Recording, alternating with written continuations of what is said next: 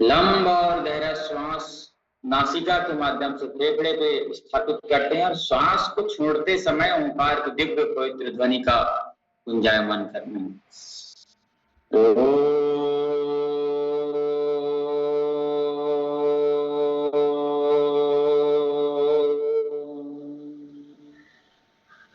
ओम भूर्भुवस्सुः तत्सवितुर्वरेण्यं भर्गो देवस्य धीमहि धियो यो नः प्रचोदयात्। ओम त्र्यंबकं यजामहे सुगंधिं पुष्टिवर्धनं उर्वारुकमिव बन्धनात् मृत्योर्मुक्षीयमामृतात्।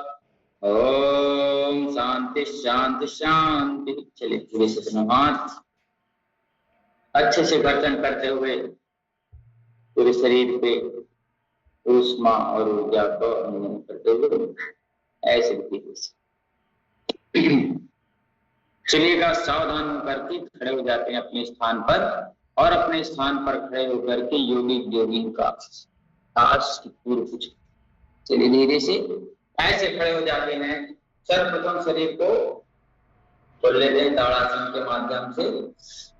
ऐसे पंजे के बल खड़े हो जाना, श्वास रोकते हुए ऐसे श्वास वार्म अप के लिए कर रहे हैं तो ऊपर नीचे कर सकते हैं। पंजे उठाना छोड़ते हुए नीचे, श्वास भरते ऊपर श्वास छोड़ते हुए नीचे, श्वास भरते ऊपर श्वास छोड़ते हुए नीचे, श्वास भरते ऊपर श्वास छोड़ते हुए नीचे। अभी कर रहे हैं। ताड़ासन में रुकने वाला अलग है, गतिमान वाला अलग है। आसनों के साथ व्यायाम अलग अलग होता है। किसी आसन में रुक जाए तो वो आसन हो जाता है और लगातार चलते रहे तो व्यायाम हो जाता है। श्वास भरते ऊपर दाएं, श्वास भरते बीच में बाएं, फिर श्वास भरते बीच में ऐसे दाएं बाएं का अभ्यास। चलिएगा अब हम हाथ पैर को थोड़ा हिला लीजिए, खोल लीजिए। हाथों पैरों को थोड़ा खोल लेना है।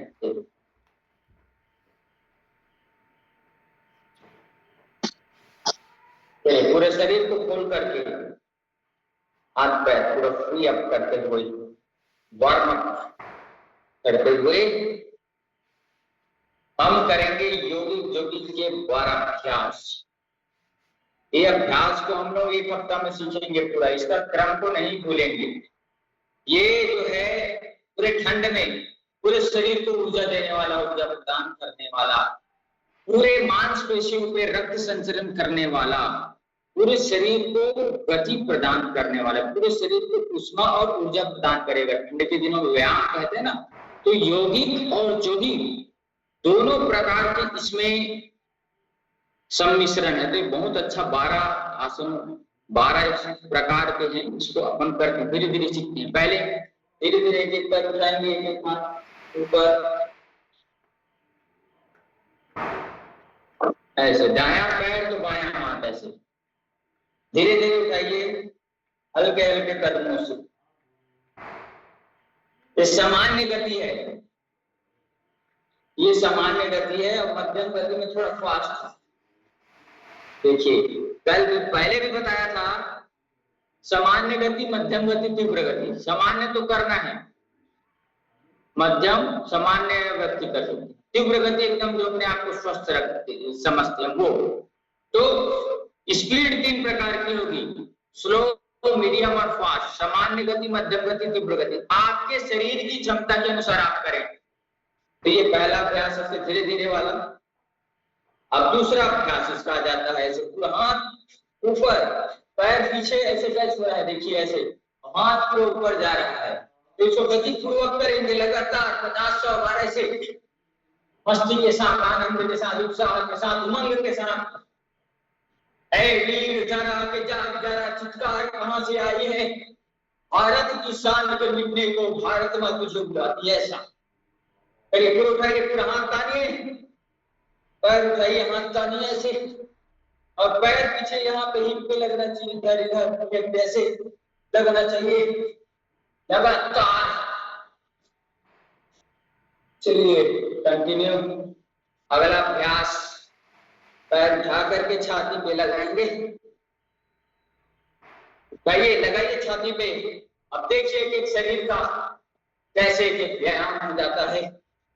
चलिए लगातार कंटिन्यूअस सतदीर्घ काल निरंतर ये का भाव, ऐसे अगला अभ्यास इसका घुटने मोड़ करके ऐसे ऐसे ऐसे ऐसे ऐसे ऐसे, थोड़ा थोड़ा घुटने के लिए संचालन, ऐसे ऐसे। अगला अभ्यास दोनों पैर खोल करके ऐसे पैरों के बल बैठना है, ऐसे एक तरफ बैठना है, दूसरी तरफ बैठना है ऐसे। ये थोड़ा कठिन, लेकिन शरीर को मजबूत बनाएगा, बलवान बनाएगा, बजरंगबली की तरह श्रद्धावान बनाएगा, विनयवान बनाएगा। ऐसे ये नहीं कर सकते तो सरल वाला अभ्यास, ये ऐसे, ये ऐसे ऐसे, ये ऐसे, दोनों पर मिला करके श्वास भरते ऊपर ऐसे, गर्दन तान करके ऐसे दोनों तरफ, दोनों पैर खिंचाते हुए ऐसे कर लीजिए। तड़वाभ्यास, श्वास भरते हुए पीछे जाना, श्वास छोड़ते हुए सामने से, पूरा पीछे पूरा सामने, पूरा गर्दन भी पीछे पूरा सामने, गर्दन भी पीछे ले जाएंगे श्वास भरते हुए ऐसे।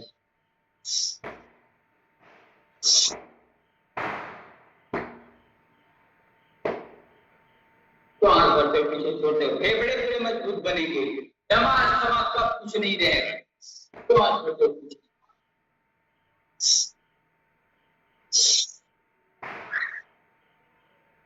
इसका अगला अभ्यास देखते हैं हम।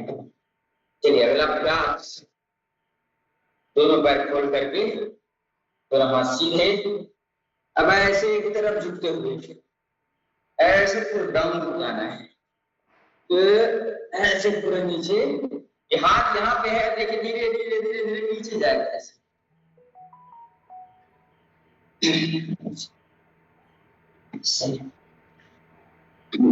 से, ये ऐसे से ऐसे। अब परंपरागत है इसे लंबे गहरे श्वासों के साथ जो हाथ ऊपर जाएगा उसको देखना है, पैर टच करना, जितना ऐसा संभव हो सकता है, जितना फास्ट, जितना सामान्य देख लीजिए अपने शरीर की क्षमता के अनुसार, पूरे शरीर का पूरा व्यायाम। अब इसका अगला अभ्यास देखिए, श्वास भरते ऊपर पीछे, श्वास छोड़ते हुए सामने, श्वास भरते हुए पीछे, श्वास छोड़ते हुए सामने, श्वास भरते हुए पीछे जाइएगा, श्वास छोड़ते हुए सामने आइएगा, श्वास छोड़ते हुए पीछे, श्वास छोड़ते हुए सामने, श्वास भरते हुए पीछे, श्वास छोड़ते हुए सामने। ऐसे लगातार करिए पूरे लगन के साथ।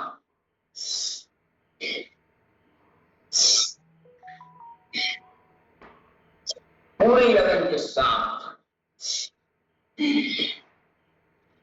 शरीर में उसमें ऊर्जा का आधार। चलिए अब 11वां अभ्यास जो हम आगे बढ़ते हैं, अच्छे से हम कर पाएंगे ऐसे।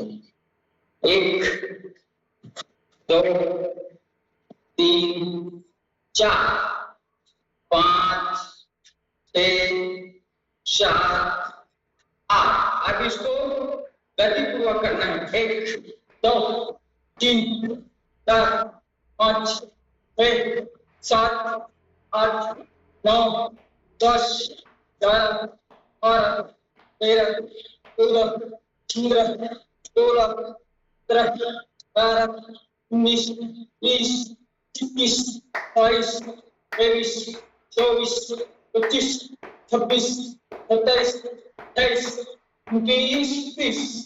ऐसे 11वां अभ्यास, पूरे शरीर पे ऊर्जा उसमें भर गया होगा। अगला अभ्यास, दोनों पैर मोड़ते हैं, दोनों हाथ सीधे, अब एक तरफ पैर दूसरी तरफ गर्दन, ऐसे ऐसे इधर से देख लीजिए, एक तरफ पैर है दूसरी तरफ माथे, एक तरफ पैर दूसरी तरफ, ये बेली डांस है, बहुत अच्छा कमर के लिए, ऐसे पूरे मस्ती के साथ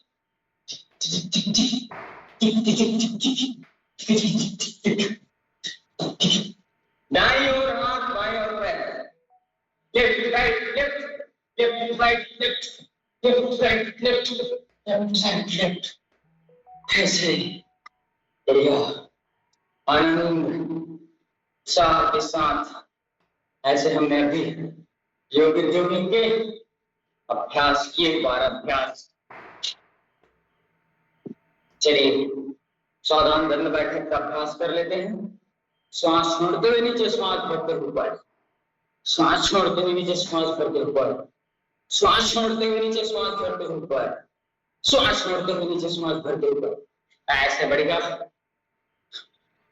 अंदर ऐसे ऐसे पूरे शरीर मन इंद्रियों पे लगाम लगाते हुए ऐसे ऐसे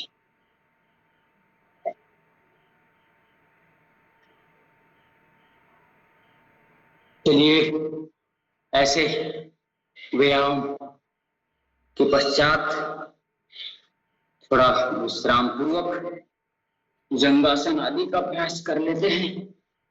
शांति से थोड़ा विश्राम कर लीजिएगा बाईं ओर गर्दन करके, श्वासों की गति को सामान्य रखते हुए आराम से कभी भी योगाभ्यास करें। उसके बाद शिथिलीकरण बहुत जरूरी है, शरीर की गति को सामान्य करना, ब्लड के प्रेशर को सामान्य करना, क्योंकि इससे रक्त संचरण बढ़ जाता है, ब्लड प्रेशर बढ़ जाता है, शरीर हाँफने लगता है। तो इस गति को सामान्य करना है तो मकर आसन में पेट के बल लेट करके दाएं तरफ गर्दन करके ऐसे लेट जाए, पूरे शरीर को सुस्ताने का भाव देना, रक्त संचरण को धीमा करना है, सामान्य करना है।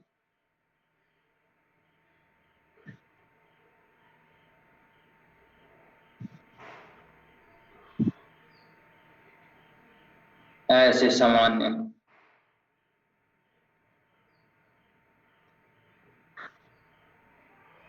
आराम से विश्राम। आज गोपाष्टमी का पावन पर्व है, तो गोपाष्टमी की आप सभी को हार्दिक बधाई, मंगल कामनाएं, शुभ कामनाएं। गौ माता की असीम कृपा आपके जीवन पे रहे। गौ माता की परम कृपा से सुख समृद्धि का बसेरा, गोधन से दुख दरिद्र भागे, सब ग्रंथों का सार घनेरा, ऐसे कहते हैं।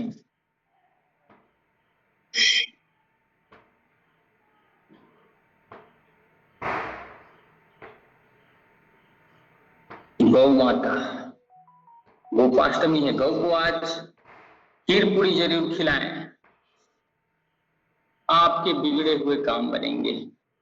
आज जैसा विशेष दिन, ऐसे दोनों पैर ऐसे करके एक एक पैर ऐसे,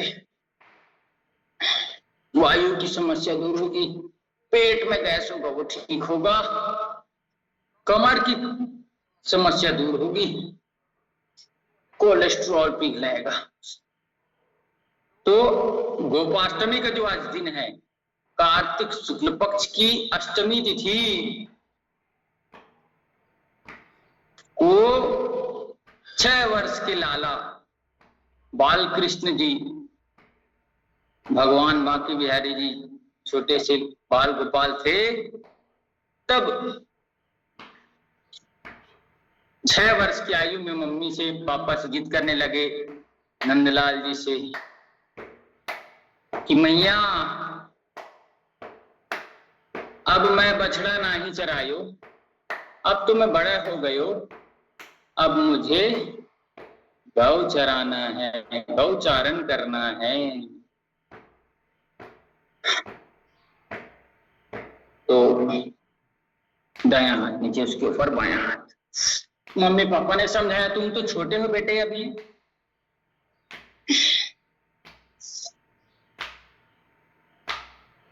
कृष्ण भगवान ने कहा नहीं, मैं बड़ा हो गया हूं, मैं गौचारण करूंगा। तो उनके यहाँ के कुल गुरु थे सांडिल ऋषि, उनको नंद बाबा ने पूछा। नंद बाबा ने पूछा, सांडिल जी ने कहा बिल्कुल, बहुत अच्छा आज शुभ मुहूर्त है, कार्तिक शुक्ल पक्ष की अष्टमी है, इस दिन गौचारण करने से बहुत लाभ होता है, बहुत अच्छा होता है। तो भगवान श्री कृष्णचंद्र जी ने 6 वर्ष की आयु में कार्तिक शुक्ल पक्ष की अष्टमी की तिथि, जिसको गोपाष्टमी के नाम से हम जानते हैं, उस दिन भगवान ने गौचारण करना प्रारंभ किया था। आज ही के दिन से उसकी माँ ने बढ़िया चप्पल दिया था उनको, ठुकरा दिए भगवान। अरे मेरी गैया मैया बगैर चप्पल के चल रही है, और क्या मैं ये चप्पल पहनूंगा? नहीं पहनूंगा करके खाली पैर बांसुरी पकड़ करके निकल गए गोपाल जी।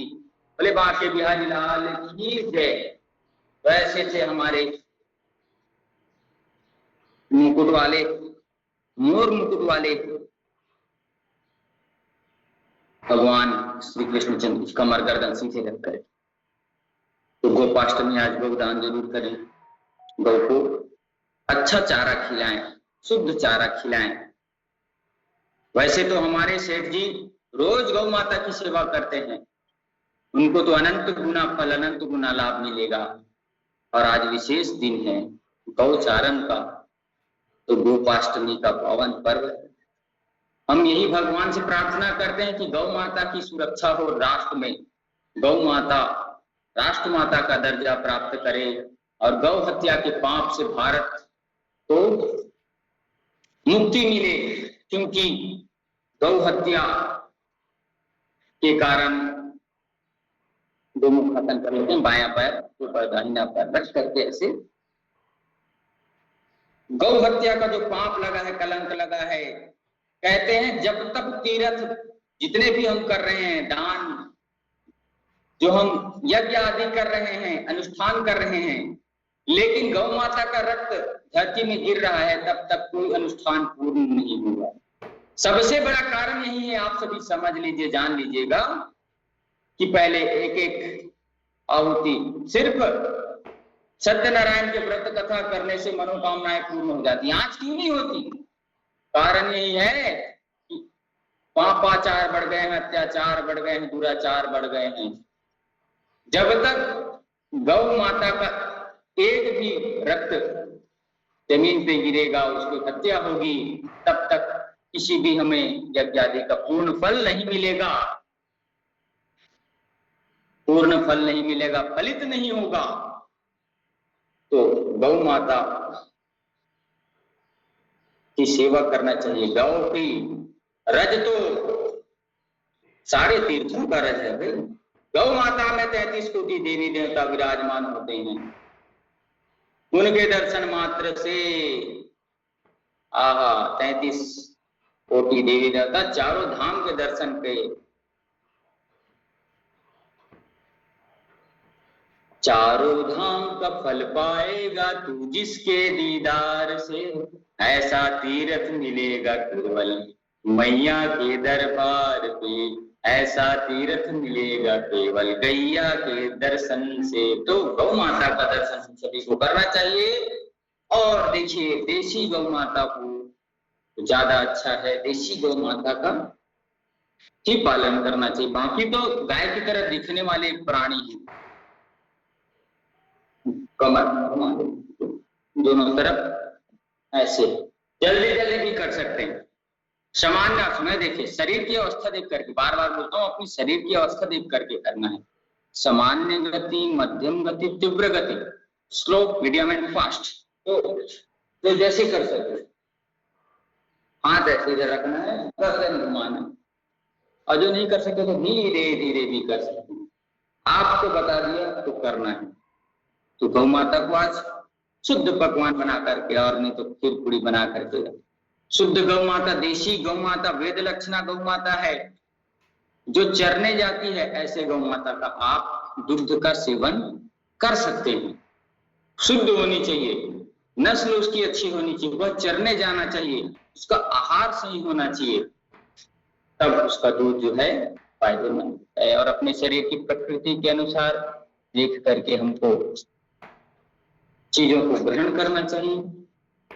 चलिएगा भस्त्रिका प्राणायाम का अभ्यास कर लेते हैं।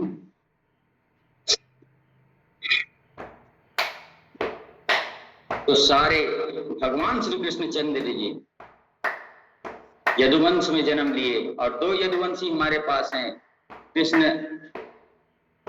जी के वंशज भैया कृष्णा जी, साक्षात कृष्ण जी जिनका नाम है, और चंद्रकांत जी, दोनों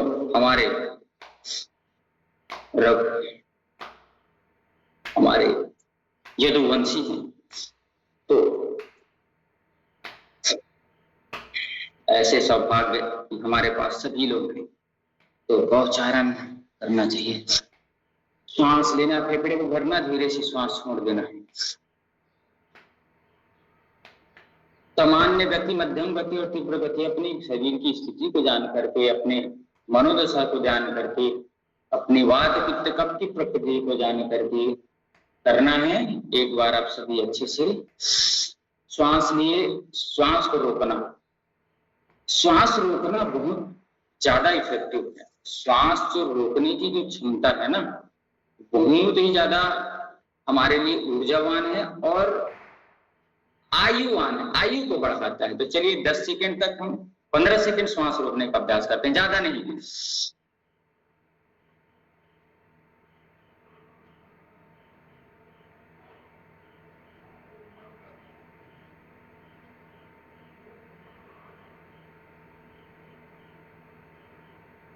ऐसे कम से कम 15 सेकंड, फिर 16 सेकंड, 20 सेकंड, आधे आधे घंटे, 1-1 मिनट तक जब हम श्वास रोक लेंगे तो प्राणिक ऊर्जा हमारे भीतर बढ़ेगी।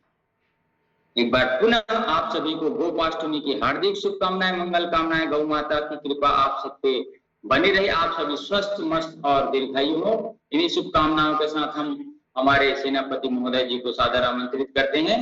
आइएगा, आपका सादर वंदन और अभिनंदन है महोदय जी। धन्यवाद मिथिलेश सर।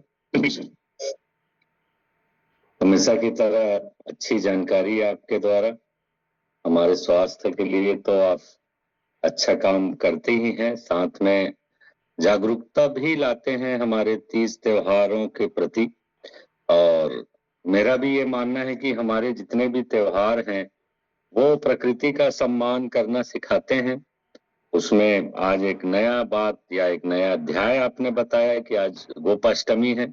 इसके बारे में बहुत कम लोगों को जानकारी थी, यहाँ तक मेरे को भी इसके बारे में पता नहीं था कि आज की जो तिथि है वो गोपाष्टमी के रूप में मनाई जाती है। और हमारे जितने भी त्योहार हैं, आप किसी भी त्योहार की चर्चा कर लीजिए, प्रकृति का सम्मान सिखाती है। अगर हमको हमारे त्योहारों के बारे में सम्मान करना है तो इसके बारे में जानना बहुत जरूरी है। जैसे आज आपने बताया मैंने गौ माता के बारे में कि आज गौ माता का दिन है और क्यों है, इसके बारे में भी आपने बताया। तो हमारे जितने भी त्योहार हैं वो प्रकृति के सम्मान के लिए ही बने हैं और हमको भी प्रकृति का सम्मान करना चाहिए। हमारे त्योहार बीच बीच में आके इस सम्मान को बढ़ावा देते हैं, इसको पालन करने में बढ़ावा देते हैं, लेकिन जानकारी बहुत जरूरी है। आप जैसे जो ज्ञानी लोग हैं वो लगातार ऐसे माने ज्ञान की बात बताते रहते हैं ताकि लोगों में अवेयरनेस हो, तो इसके लिए बहुत बहुत धन्यवाद। और जैसे आपने शंकर भैया की बात की, तो मेरा ये मानना है कि थोड़ा में शंकर भैया से बढ़ के कोई गौ सेवक नहीं है जो फेसबुक इंस्टाग्राम में गौ सेवक बन के जो पोस्ट डालते हैं। असल में बहुत लोगों का दिखावा रहता है। असली गौ सेवक वो है जो चुपके से रोज मैंने गौ की सेवा करता हो। और मैंने देखा है शंकर भैया बिना रुके बिना थके मैंने गौ माता की और मैंने और जितने भी मैंने वो कर सकते हैं दूसरे जानवरों के लिए भी पर्याप्त वो सबके लिए प्यार दिखाते हैं। और गौ माता के लिए खास मैंने उनके मन में उनकी सेवा करने की इच्छा है, चाहे उनके घर के सामने हो या उनके दुकान के सामने हो या फिर और कहीं भी दिख जाए, तो मैंने निस्वार्थ रूप से सेवा करते देखा है। तो शंकर भैया को भी इसके लिए बहुत बहुत साधुवाद। और जैसे कृष्णा भैया और चंद्रकांत सर माने यदुवंशी है साक्षात, तो हमारे क्लब के लिए खुशकिस्मती है कि ऐसे महान विभूतियों का यहाँ माने जमघट है, मान के चलिए। जैसे मिथिलेश सर हैं, कृष्णा सर हैं, शंकर भैया हैं, तो सब अच्छे लोगों के बीच माने अच्छी चर्चा होती है। हम लोग अक्सर स्वास्थ्य की बात करते हैं, लेकिन स्वास्थ्य